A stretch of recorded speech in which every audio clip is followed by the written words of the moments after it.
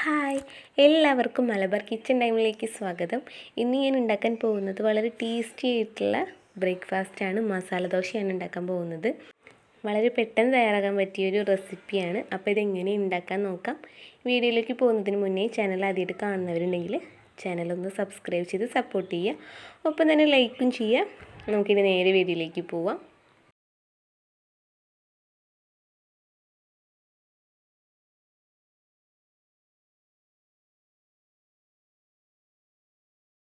അപ്പോൾ ഞാൻ ആദ്യം 2 കപ്പ് അരി കുതിർത്താൻ വയ്ക്കുകയാണ്. അപ്പോൾ 250 ml കപ്പിൽ 2 കപ്പ് അരിയാണ് കേട്ടോ ഞാൻ എടുത്തിട്ടുള്ളത്, പച്ചരി. അപ്പോൾ അതിലേക്ക് ഞാൻ 1 കപ്പ് ഉഴുന്നാണ് ചേർത്ത് കൊടുക്കുന്നത്. പിന്നെ ഇതിലേക്ക് വേണ്ടത് 1 ടീസ്പൂൺ ഉലുവയാണ്, അതും കൂടെ ചേർത്ത് കൊടുത്തിട്ടുണ്ട്. ഇനി ഇതിലേക്ക് വെള്ളം ഒഴിച്ചിട്ട് നന്നായിട്ടൊന്ന് കഴുകിയെടുക്കണം. കഴുകിയെടുത്തതിന് ശേഷം മാത്രം കുതിർത്താൻ വയ്ക്കുക. അപ്പോൾ ഇത് നന്നായിട്ടൊന്ന് കഴുകിയെടുക്കുക.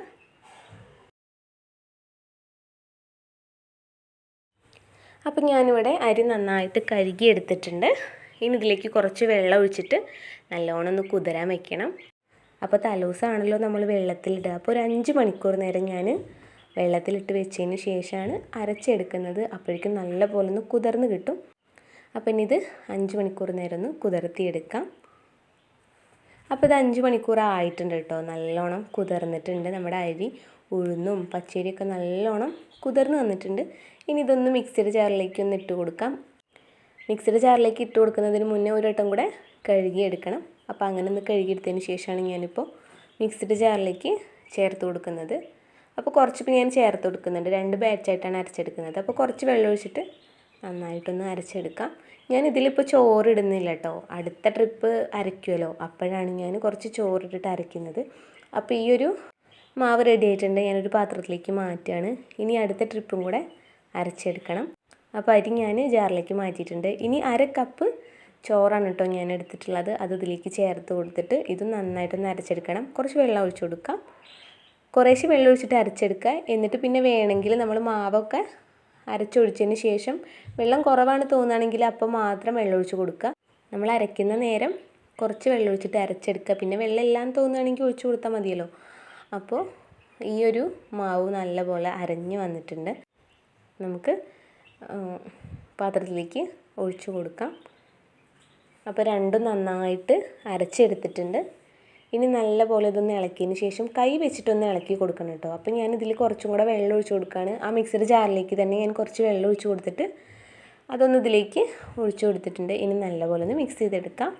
ഇതെല്ലായിടത്തുനിന്ന് ഇതുപോലെ ഒന്ന് യോജിപ്പിച്ചതിന് ശേഷം കൈ വെച്ചിട്ട് നല്ലപോലെ ഒന്ന് അടിച്ചെടുക്കണം കേട്ടോ. അതായത് ഇതുപോലെ കൈ വെച്ച് നല്ലപോലെ ഒന്ന് ഇതുപോലെ ഒന്ന് ഇളക്കി കൊടുക്കണം. നമ്മളെ കൈയിൻ്റെ ഒരു പാകം ഉണ്ടല്ലോ, അതൊന്ന് നമ്മുടെ മാവിലേക്ക് വരണം. അപ്പം ഞാൻ കൈ വെച്ചിട്ട് നല്ലപോലെ ഒന്ന് മാവ് റെഡിയാക്കി എടുത്തിട്ടുണ്ട്. ഇനി ഇതിപ്പോൾ ഞാൻ അടച്ചു വെച്ച് കൊടുക്കാൻ പോവുകയാണ്. ഇത് ചൂടുള്ള സ്ഥലങ്ങളിലാണെങ്കിൽ നല്ലോണം മാവ് പൊങ്ങി കിട്ടും. അപ്പം ഞാൻ പിറ്റേസായിട്ട് കാണിച്ചു തരാം. ഇത് കണ്ടില്ലേ, നന്നായിട്ട് മാവ് പൊങ്ങി കിട്ടിയിട്ടുണ്ട്. ചൂടുള്ള സ്ഥലങ്ങളിലാണെങ്കിൽ പെട്ടെന്ന് പൊങ്ങി വരും, അല്ലാത്ത സ്ഥലങ്ങളിലാണെങ്കിൽ കുറച്ച് കുറവായിരിക്കും. അപ്പം ഞാനൊരു ചൂടുള്ള ഭാഗത്താണ് വെച്ചിട്ടുണ്ടായിരുന്നത്. ഒരു പാത്രത്തിൽ ഇറക്കി വെച്ചിട്ടുണ്ടായിരുന്നത്, ഒരു പ്ലേറ്റിലാണ് ഇറക്കി വെച്ചിട്ടുള്ളത്. അതിൽ നിറയെ ആയിട്ടുണ്ട്. നന്നായിട്ട് പൊങ്ങി വന്നിട്ടുണ്ട് നമ്മുടെ മാവ്. അപ്പം ഞാനിതൊന്ന് റെഡിയാക്കിയിട്ട് കാണിച്ചു തരാം. ഇതിപ്പോൾ ഇങ്ങനെ ഉണ്ടാക്കി നോക്കാത്തവരുണ്ടെങ്കിൽ തീർച്ചയായിട്ടും ഇതുപോലെ ഒന്ന് ട്രൈ ചെയ്ത് നോക്കുക. അടിപൊളിയാണ്. ഇതിപ്പോൾ മാവ് കണ്ടില്ല, ആകെ പ്ലേറ്റിലൊക്കെ ആയിട്ടുണ്ട്. ഇതൊന്ന് ഞാൻ റെഡിയാക്കി എടുക്കട്ടെ. ഇതിലത്തെ മാവൊക്കെ ഒന്ന് ഇതിലേക്ക് ഒഴിക്കണം. ഞാൻ ഇളക്കുമ്പോൾ തന്നെ നിങ്ങൾക്ക് മനസ്സിലാവുണ്ടാവും നന്നായിട്ട് പൊങ്ങി വന്നിട്ടുണ്ട്. അപ്പം ഞാനിതൊന്ന് റെഡിയാക്കി എടുക്കട്ടെ.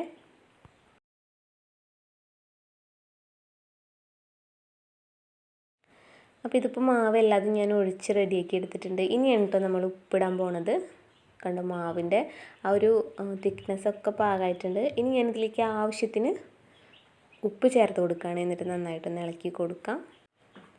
ഇനി മാവ് റെഡിയായല്ലോ, ഇനി നമുക്കിതിലേക്കുള്ള മസാല റെഡിയാക്കി എടുക്കണം. അപ്പം ഞാൻ 3 ഉരുളക്കിഴങ്ങ് ഉപ്പും മഞ്ഞളൊക്കെ ഇട്ടിട്ടൊന്ന് പുഴുങ്ങിയെടുത്തിട്ടുണ്ട്. 3 എടുത്തത് ചെറുതായതുകൊണ്ടാണ്, വലുതാണെങ്കിൽ 2 മതിയാവും. അപ്പം ഞാൻ 3 ഉരുളക്കിഴങ്ങാണ് പുഴുങ്ങിയെടുത്തിട്ടുള്ളത്. ഇത് കണ്ടില്ലേ, ചെറുതായതുകൊണ്ടാണ് 3 എടുത്തിട്ടുള്ളത്. നിങ്ങൾ എത്രയാണ് ഉണ്ടാക്കുന്നത് അതിനനുസരിച്ച് എടുക്കാം കേട്ടോ. അപ്പോൾ അതൊന്ന് ഞാൻ നന്നായിട്ട് ഉടച്ചെടുത്തിട്ടുണ്ട്. ഇനി ഇതിലേക്ക് വേണ്ട വേറെ കാര്യങ്ങളാണ്. 2 വലിയ സവാള എടുത്തിട്ടുണ്ട്, അത് ഇതുപോലെ ചെറുതാക്കി നുറുക്കിയത്, 2 വറ്റൽമുളക്, കറിവേപ്പില, ആവശ്യത്തിനുള്ള മുളക്, നമുക്ക് എത്രയാണോ എരിവ് അതിനനുസരിച്ച് എടുക്കാം. പിന്നെ ഒരു 3-4 വലിയ വെളുത്തുള്ളിയാണ് എടുത്തിട്ടുള്ളത്, അതൊന്ന് ചതച്ചെടുത്തിട്ടുണ്ട്. അതുപോലെ തന്നെ ഒരു ചെറിയ കഷ്ണം ഇഞ്ചിയും ചതച്ചെടുത്തിട്ടുണ്ട്. ഇനി ഞാനൊരു ചട്ടി വെച്ചിട്ടുള്ളതിലേക്ക് സൺഫ്ലവർ ഓയിൽ ഒഴിച്ചിട്ട് നന്നായി ചൂടായതിന് ശേഷം കടുക് ഇട്ട് കൊടുക്കുകയാണ്. അതൊന്ന് പൊട്ടി വരുമ്പോൾ വറ്റൽമുളക് ചേർത്ത് കൊടുക്കാം. അതൊന്ന് പൊട്ടി വരുമ്പോൾ നമുക്ക് ഉഴുന്ന് ചേർത്ത് കൊടുക്കണം. അപ്പോൾ ഒരു 1/2 ടേബിൾ സ്പൂൺ ഉഴുന്നാണ് കേട്ടോ ഞാൻ ചേർത്ത് കൊടുക്കുന്നത്. അത് ഓപ്ഷണലാണ്, വേണമെങ്കിൽ ചേർത്താൽ മതി. അപ്പോൾ അതൊന്ന് ചേർത്ത് കൊടുക്കാം. മുളകൊക്കെ പൊട്ടിയിട്ടുണ്ട്. അപ്പം ഞാൻ ഉഴുന്ന് ചേർത്ത് കൊടുത്തിട്ടുണ്ട്. ഇതിൻ്റെ കളറൊന്ന് മാറി വരട്ടെ, അതുവരെ നമുക്കൊന്ന് വഴറ്റി കൊടുക്കാം. സിമ്മിലിട്ടിട്ട് ചെയ്തെടുക്കുക, അല്ലെങ്കിൽ പെട്ടെന്ന് കരിഞ്ഞു പോവും. ഇനി ഇതിലേക്ക് കുറച്ച് കറിവേപ്പില ചേർത്ത് കൊടുക്കാം. ഇനി ഇതൊന്നായി വരുമ്പോഴേക്കും ഇഞ്ചി വെളുത്തുള്ളി അതൊക്കെ ചേർത്ത് കൊടുക്കാം കേട്ടോ. ചതച്ച് വെച്ചതാണ്, അപ്പോൾ അതൊന്ന് ചേർത്ത് കൊടുക്കാം. അപ്പോൾ ഞാനിവിടെ ഇഞ്ചിയും വെളുത്തുള്ളിയും ചേർത്ത് കൊടുക്കുകയാണ്. ഒപ്പം തന്നെ പച്ചമുളകും ചേർത്ത് കൊടുക്കാം. എരിവിനനുസരിച്ച് നിങ്ങൾക്ക് പച്ചമുളക് എടുക്കാം കേട്ടോ. ഞാനിവിടെ 3 പച്ചമുളക് എടുത്തിട്ടുണ്ട്. അത് നീളത്തിലുള്ള മുളകാണ്, ഉണ്ടമുളകല്ല. അപ്പോൾ നീളത്തിലുള്ള മുളക് ചിലത് എരിവുണ്ടാവില്ല, അതിൻ്റെ അടുത്തുള്ളത് എരിവില്ലാത്തതാണ്. അതുകൊണ്ട് ഞാൻ 3 പച്ചമുളക് എടുത്തിട്ടുണ്ട്. അപ്പോൾ ഇനി ഇതൊന്ന് നന്നായി വാടി വരുമ്പോൾ നമുക്ക് സവാള ചേർത്ത് കൊടുക്കാം. 2 സവാളയാണ് കേട്ടോ ഞാൻ എടുത്തിട്ടുള്ളത്.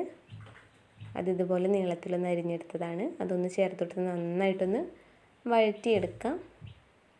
കരിഞ്ഞു പോകരുത് കേട്ടോ, അപ്പോൾ നമ്മുടെ മസാലയുടെ ടേസ്റ്റ് മാറും. അപ്പോൾ സിമ്മിലിട്ട് തന്നെ ചെയ്തെടുക്കുക, നന്നായിട്ടൊന്ന് വഴറ്റിയെടുക്കുക. അപ്പോൾ നിങ്ങൾ മസാല ദോശയൊക്കെ ഉണ്ടാക്കുമ്പോൾ ഇതുപോലെ ഒന്ന് ഉണ്ടാക്കി നോക്കുക, അടിപൊളിയാണ്.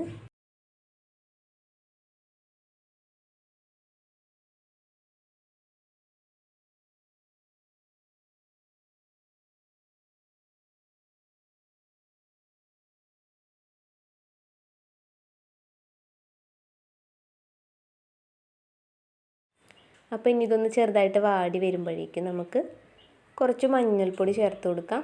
ഒരു 1/4 ടീസ്പൂൺ മഞ്ഞൾപ്പൊടിയാണ് കേട്ടോ ഞാൻ ചേർത്ത് കൊടുത്തിട്ടുള്ളത്.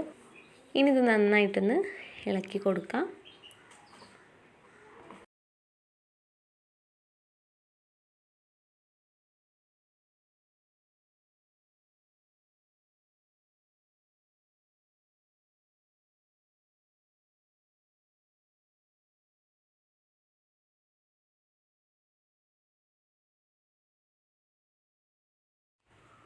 അപ്പോൾ ഇത് നന്നായിട്ട് വാടി വന്നിട്ടുണ്ട്.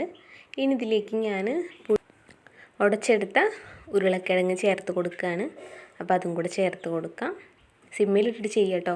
ഇനി അതിട്ടാൽ ഉരുളക്കിഴങ്ങ് ചേർത്താൽ ഒന്ന് മിക്സ് ചെയ്തെടുത്താൽ മതി സിമ്മിലിട്ടിട്ട്.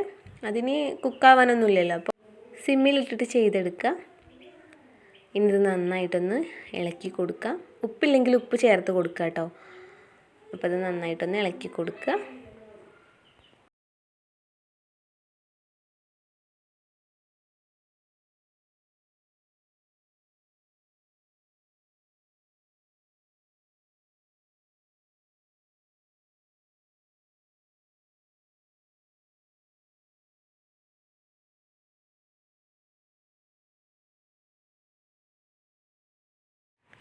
അപ്പോൾ ഇത് നന്നായിട്ട് ഇളക്കി കൊടുത്തിട്ടുണ്ട്.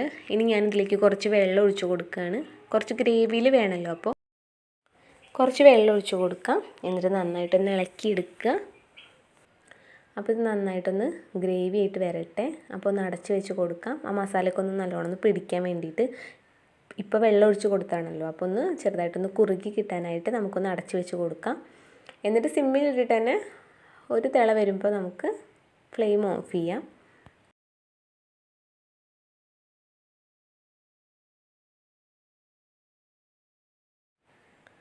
അപ്പോൾ ഇത് കണ്ടില്ലേ, നന്നായിട്ടൊന്ന് തിള വന്നിട്ടുണ്ട്.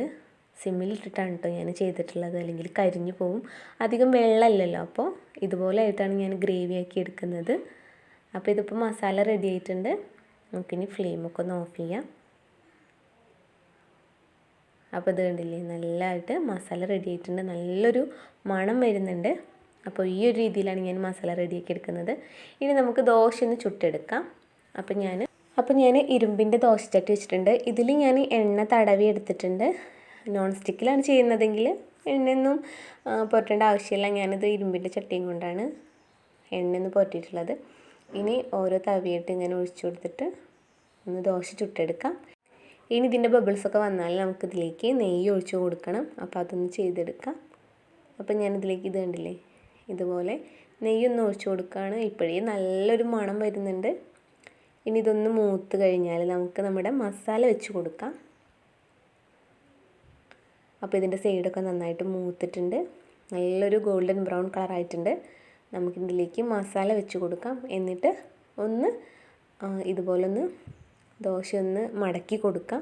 നിങ്ങൾക്ക് വേണമെങ്കിൽ റോൾ ചെയ്തെടുക്കാം കേട്ടോ. ഞാനിങ്ങനെ രണ്ടായിട്ടാണ് ചെയ്തെടുക്കുന്നത്. അങ്ങനെയും രസമാണ്, ഇങ്ങനെ രസമാണ്. അപ്പോൾ ഞാനൊന്ന് റെഡിയാക്കി എടുത്തിട്ടുണ്ട്. ഇനി ബാക്കി എല്ലാതും ഇതേപോലെ ചെയ്തെടുക്കാം.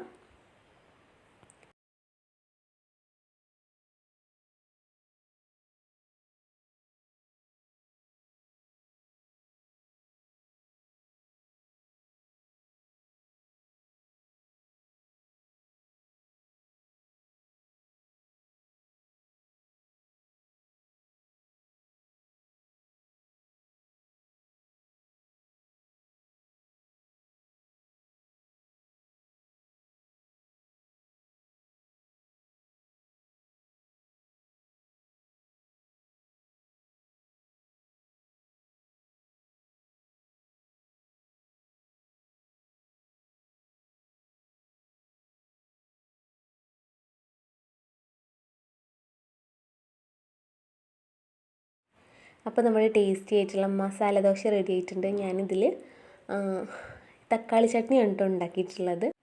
ചട്നിയൊക്കെ വേണമെങ്കിൽ നിങ്ങൾക്ക് ഇതിൻ്റെ കൂടെ കഴിക്കാം. നല്ല ടേസ്റ്റാണ്. നമുക്ക് കടയിൽ നിന്നൊക്കെ കിട്ടുമ്പോൾ സാമ്പാറും ചട്നിയും ചമ്മന്തിയൊക്കെ ഉണ്ടാവുമല്ലോ. അപ്പം ഞാനിവിടെ തക്കാളി ചട്നി മാത്രമാണ് കേട്ടോ ഉണ്ടാക്കിയിട്ടുള്ളത്. തക്കാളി ചട്നിയുടെ കൂടെ കഴിക്കാനും നല്ല ടേസ്റ്റാണ്. അപ്പോൾ നിങ്ങൾ മറക്കാതെ ഇങ്ങനെ ഒന്ന് ട്രൈ ചെയ്ത് നോക്കുക. അടിപൊളി ടേസ്റ്റാണ്. ആ നെയ്യിൻ്റെ മണമൊക്കെ വരുമ്പോൾ നമ്മുടെ മസാല അതിൻ്റെ ഉള്ളിലൊക്കെ ഉണ്ടാകുമ്പോൾ കഴിക്കാൻ നല്ല അടിപൊളി ടേസ്റ്റാണ്. അപ്പോൾ മറക്കാതെ വീട്ടിലെല്ലാവരും ഇങ്ങനെ ഒന്ന് ട്രൈ ചെയ്ത് നോക്കുക. അപ്പോൾ വീഡിയോ ഇഷ്ടമാവുകയാണെങ്കിൽ ലൈക്ക് ചെയ്യാനും സബ്സ്ക്രൈബ് ചെയ്യാനും കമൻറ്റ് ചെയ്യാനും ഒന്നും മറക്കരുത്. അതുപോലെ തന്നെ ഫാമിലിക്കും ഫ്രണ്ട്സിനൊക്കെ വീഡിയോ ഷെയർ ചെയ്ത് കൊടുക്കുക. അപ്പോൾ അടുത്തൊരു ഡിഷായിട്ട് വീണ്ടും കാണാം. താങ്ക്